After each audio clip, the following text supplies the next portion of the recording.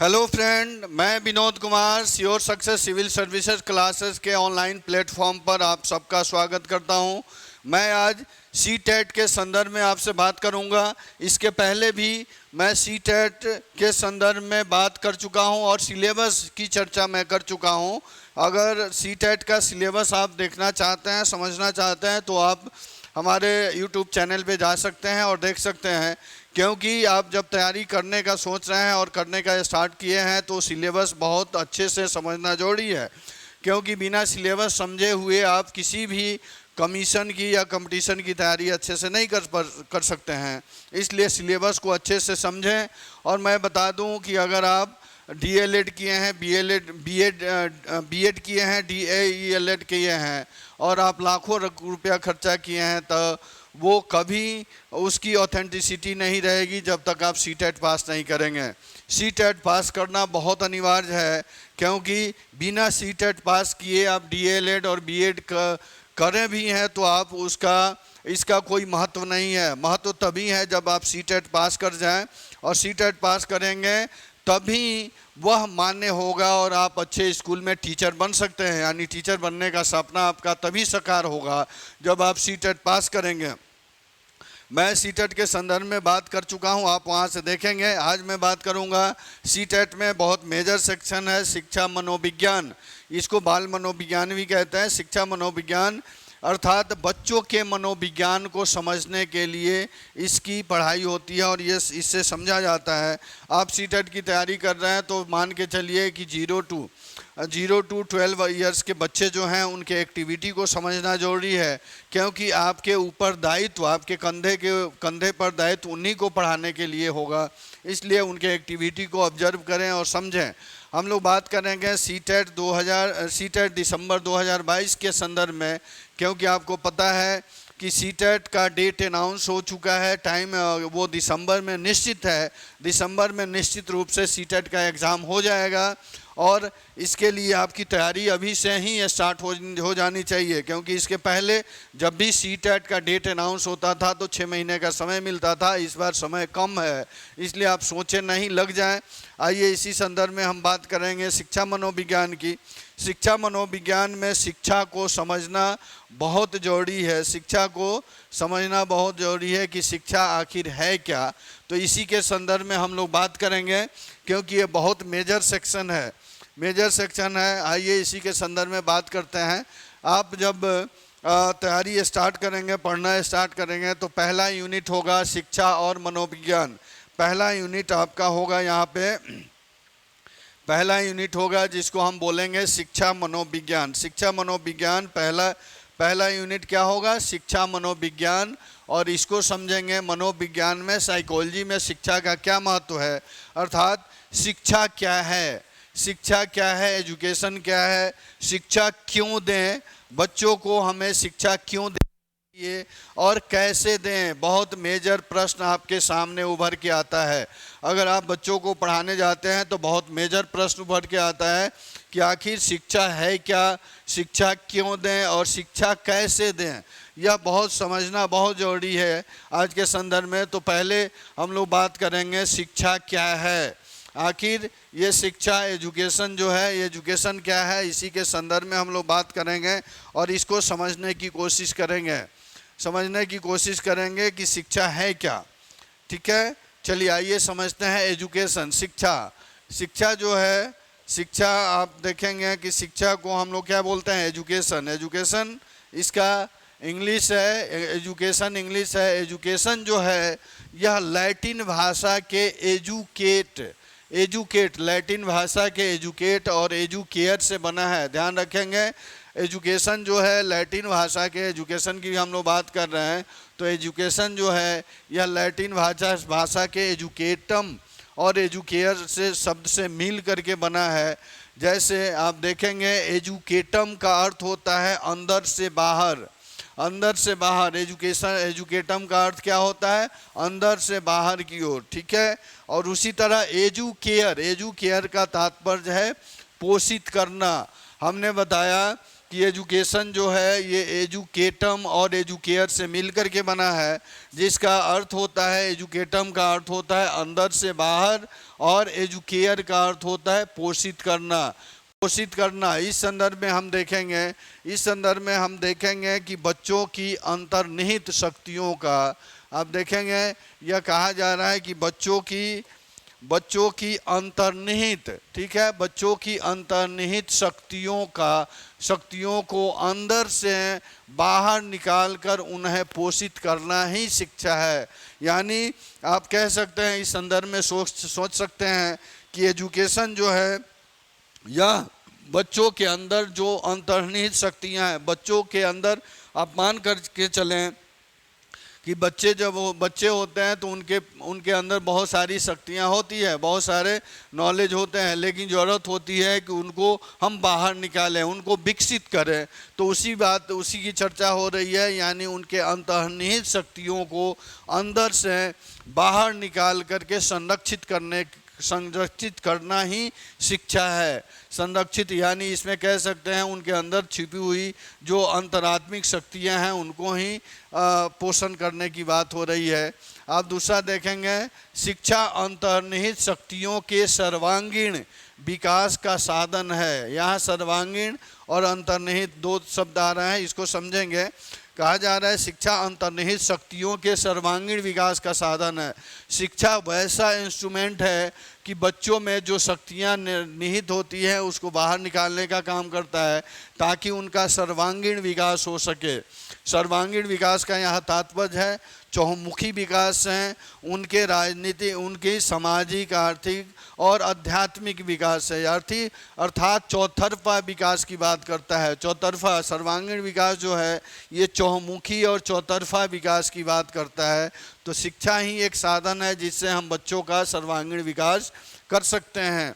शिक्षा व्यवहार का परिमार्जन का साधन है। शिक्षा व्यवहार परिमार्जन का साधन है, अर्थात शिक्षा से ही हम व्यवहार में अच्छे परिवर्तन ला सकते हैं और उस परिवर्तन से हम अपनी जीवन को सुधार सकते हैं, जीवन में प्रगति कर सकते हैं, साथ में समाज और राष्ट्र की पर भी प्रगति कर सकते हैं। ठीक है, इसके बाद हम समझेंगे शिक्षा जो है उचित दिशा में व्यवहार परिवर्तन का साधन है। तीसरा पॉइंट यहाँ कहा जा रहा है शिक्षा जो है यह उचित दिशा में व्यवहार परिवर्तन का साधन है। अर्थात आपके किस संदर्भ में, किस इन्वायरमेंट में, किस फील्ड में किस तरह का व्यवहार करना है उसको भी शिक्षा के माध्यम से ही हम समझ सकते हैं। जैसे देखिएगा जॉन एडम्स के अनुसार, जॉन एडम्स जो हैं ये शिक्षा पर अपना परिभाषा दिए हैं। ये कह रहे हैं शिक्षा बहुमुखी प्रक्रिया है जिसके अंतर्गत शिक्षा और शिक्षणार्थी आते हैं। ठीक है, ये कह रहे हैं, जॉन एडम्स कह रहे हैं कि शिक्षा जो है ये बहुमुखी प्रक्रिया है, यानी मल्टी डायमेंशनल एक्टिविटीज़ है। और इसमें दो लोग शामिल होते हैं, एक शिक्षक शामिल होते हैं जो शिक्षा दे रहा होता है, और ये वैसे एक लोग होते हैं शिक्षणार्थी जो शिक्षा ग्रहण कर रहा होता है।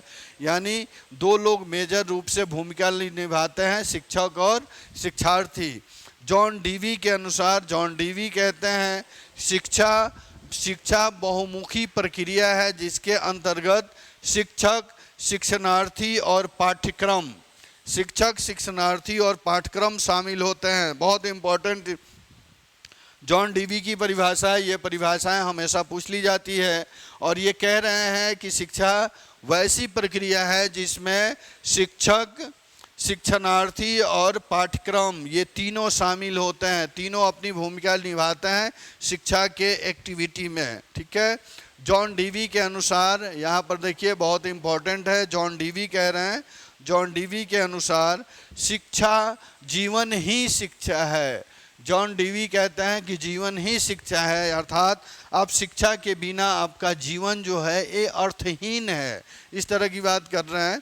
आइए अब दूसरे कंपोनेंट को समझेंगे, दूसरे प्रश्न को समझेंगे कि शिक्षा क्यों दें।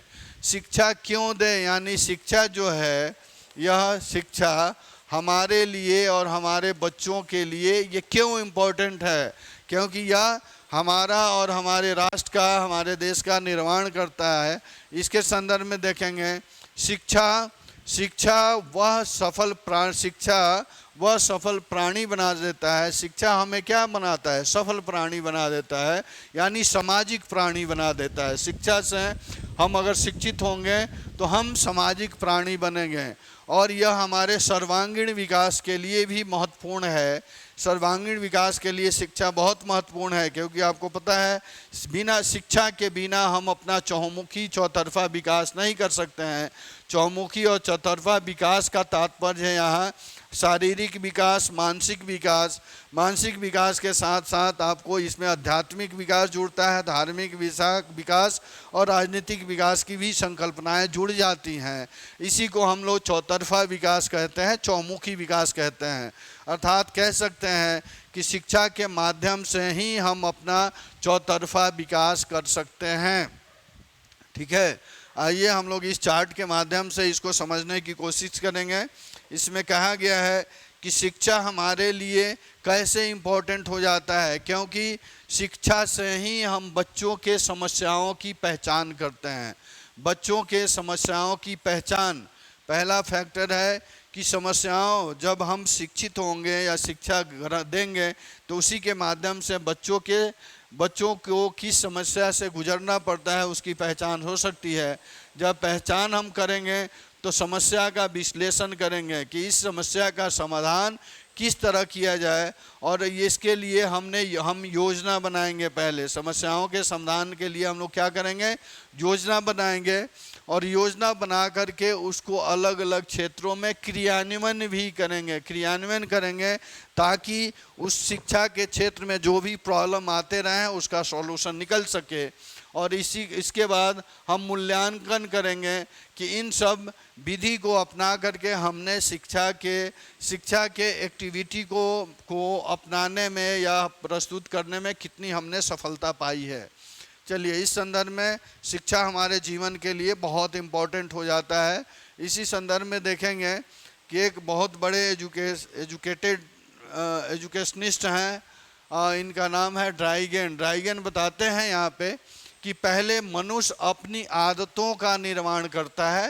पहले मनुष्य क्या करता है? अपनी आदतों का निर्माण करता है, तथा बाद में वही आदतें मनुष्य का निर्माण करती हैं। ठीक है, बहुत इंपॉर्टेंट सेक्शन है ये, देखेंगे।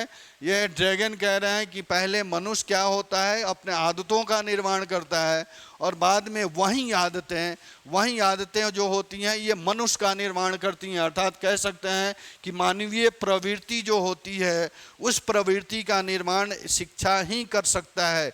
यानी शिक्षा के माध्यम से ही आप मानवीय प्रवृत्ति का निर्माण कर सकते हैं, ताकि आपका चहुमुखी विकास हो सके, चौतरफा विकास हो सके, और उस चौतरफा विकास में आपका सामाजिक, आर्थिक और राजनीतिक विकास के साथ साथ आपका दैनिक जीवन में जो भी क्रियाकलाप हैं उससे आप संबंधित हो सकें। इसलिए शिक्षा बहुत इम्पोर्टेंट है। फिर ये कहते हैं भावों का प्रबंधन। शिक्षा जो है भावों का प्रबंधन और भावनात्मक विकास से भी जुड़ जाता है। इस संदर्भ में देखेंगे कि यह भावों का विकास का तात्पर्य है कि आपको पहचानने की क्षमता हो जाती है कि भय क्या है, क्रोध क्या है। अर्थात समाज में समायोजन करने की टेक्निक आपको पता चलती है कि समाज में हम समायोजन कैसे करें, समाज के लोगों को मिला करके कैसे चलें। चौथा है सामाजिक विकास। सामाजिक विकास का यहाँ तात्पर्य है, सामाजिक विकास का तात्पर्य है समाज से समायोजन।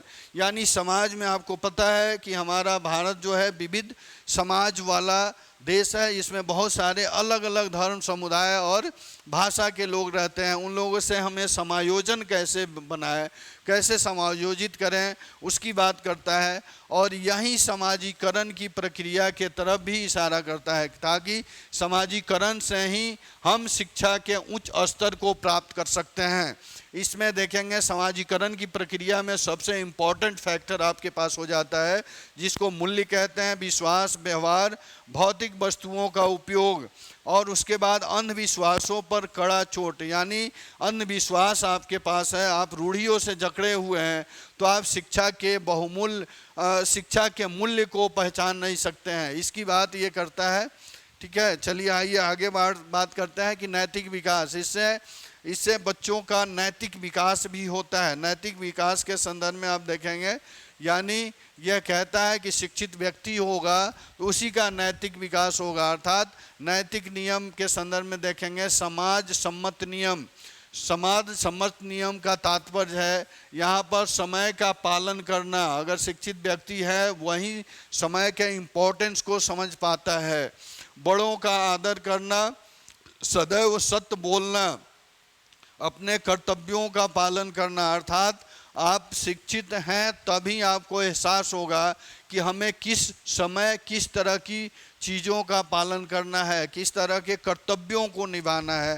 अर्थात इसको नैतिक मूल्य के संदर्भ में हम देख सकते हैं। मूल्य का तात्पर्य यहाँ पर है कि स्वयं को निर्देशित करने वाले नियमों का संग्रह। मूल्य का अर्थ है कि स्वयं को निर्देशित करने वाले, यानी हम कैसे एक अच्छे व्यक्ति बन करके, अच्छे नागरिक बन करके समाज को दिशा दिखाएं, उसके मूल्यों का निर्धारण कौन करता है? शिक्षा। इस संदर्भ में देखेंगे कि स्वयं, मूल्य कहता है कि स्वयं को निर्देशित करने वाले नियमों का संग्रह ही मूल्य है।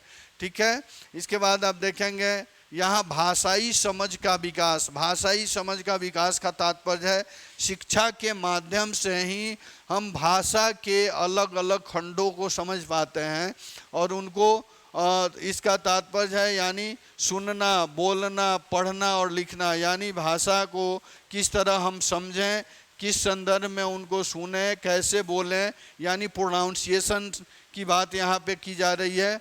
और किस तरह हम पढ़ें ताकि हम अपना चौमुखी विकास के साथ साथ हम अपना मानसिक विकास भी कर सकें। और लिखने के संदर्भ में से जुड़ता है। ठीक है, ध्यान रखेंगे। सातवां है मनसचालक विकास, गामा विकास भी कहते हैं, यानी यह शरीर के अंगों में भी समन्वय है। जैसे आपका शारीरिक मानसिक विकास होगा तो आप समझ जाएंगे कि हमारे शारीरिक परिवर्तन कैसे हो रहे हैं और इसका क्या इम्पोर्टेंस है। ठीक है, तीसरा प्रश्न यहाँ बनता है आपके शिक्षा के संदर्भ में। तीसरा प्रश्न बनता है कि शिक्षा कैसे दें। शिक्षा कैसे दें बहुत इम्पोर्टेंट है, क्योंकि हम देखते हैं कि शिक्षा में बच्चे जो होते हैं ये अलग अलग समाज से आते हैं, अलग अलग पर्यावरण से आते हैं, उनमें भिन्नताएं होती हैं।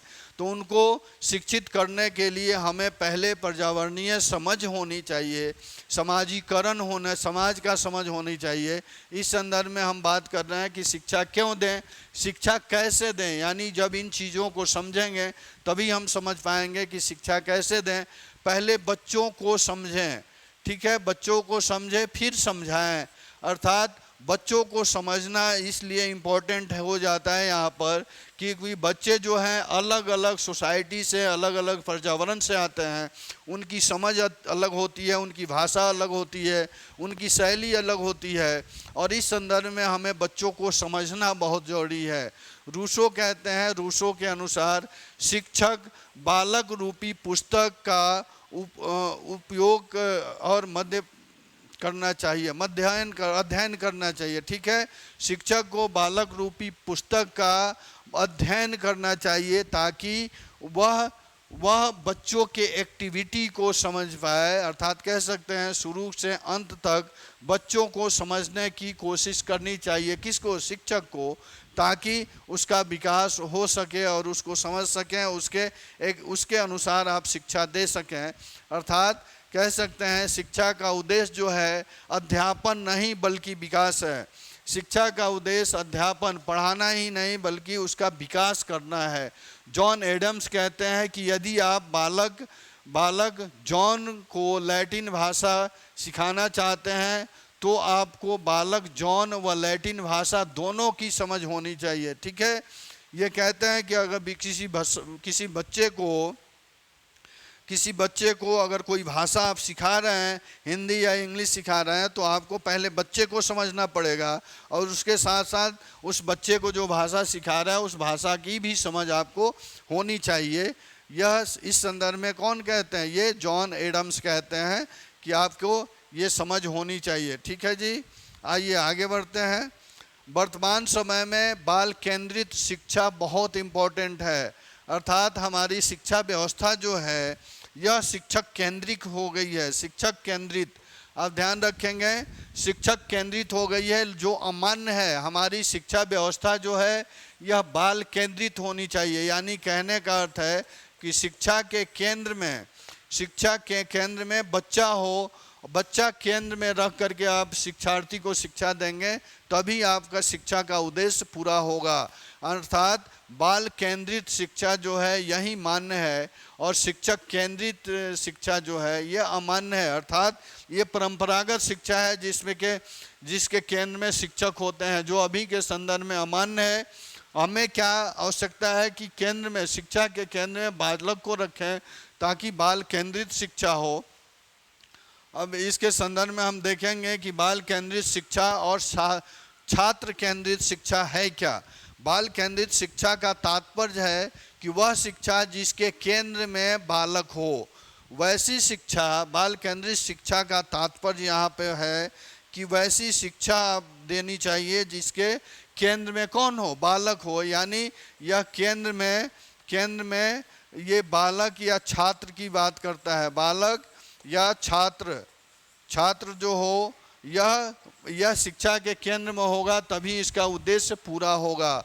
अर्थात कह सकते हैं कि इसकी अभिवृद्धि यानी आवश्यकता है किसकी, बालक की आवश्यकता क्या है, बालक की अभिरुचि क्या है, इसकी अभिक्षमता क्या है, इसकी आयु क्या है, और बालक का परिपक्वता स्तर क्या है, ठीक है, अधिगम का स्तर क्या है, और उसका बुद्धि क्या है। ये सब चीज़ों को एक शिक्षक को समझना जरूरी है कि बालक का नीड क्या है, बालक क्या चाहता है, छात्र क्या चाहता है। उसके हिसाब से आप देखेंगे उस छात्र की अभिरुचि क्या है, जिज्ञासा क्या है, फिर उसकी अभिक्षमता क्या है, उसकी आयु क्या है, और अधिगम का स्तर क्या है, और उस स्तर पर उसका बौद्धिक विकास हुआ है कि नहीं हुआ है। इन सब चीज़ों को हम तभी समझेंगे जब शिक्षा के केंद्र में बालक को रखेंगे, बच्चे को रखेंगे, तभी हमें इसकी समझ हो सकती है।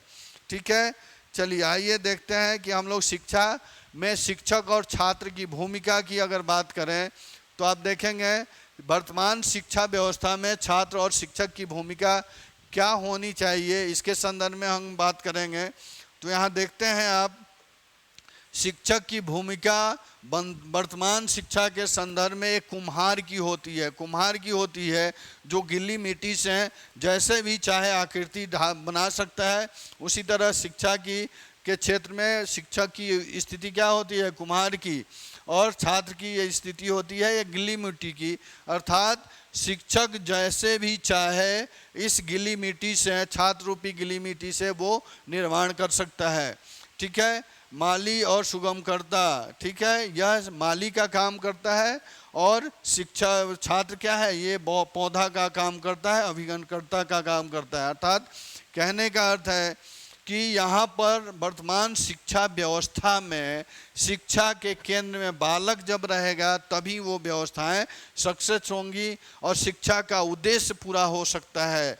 इस संदर्भ में आज हम लोगों ने देखा कि शिक्षा क्या है, शिक्षा क्यों है, और शिक्षा कैसे देनी चाहिए ताकि बालक का चहुमुखी विकास हो सके, और उसके साथ साथ उस चहुमुखी और सर्वांगीण विकास के साथ वो अपना विकास करे ताकि उसका स्किल का विकास हो नहीं, और स्किल का विकास होगा तभी वह समाज का और राष्ट्र का विकास कर पाएगा। इस संदर्भ में हम लोग शिक्षा को समझने की कोशिश किए। चलिए कल नेक्स्ट क्लास में फिर मैं इसके अगले टॉपिक के साथ आपके सामने आऊँगा। तब तक के लिए धन्यवाद, थैंक यू।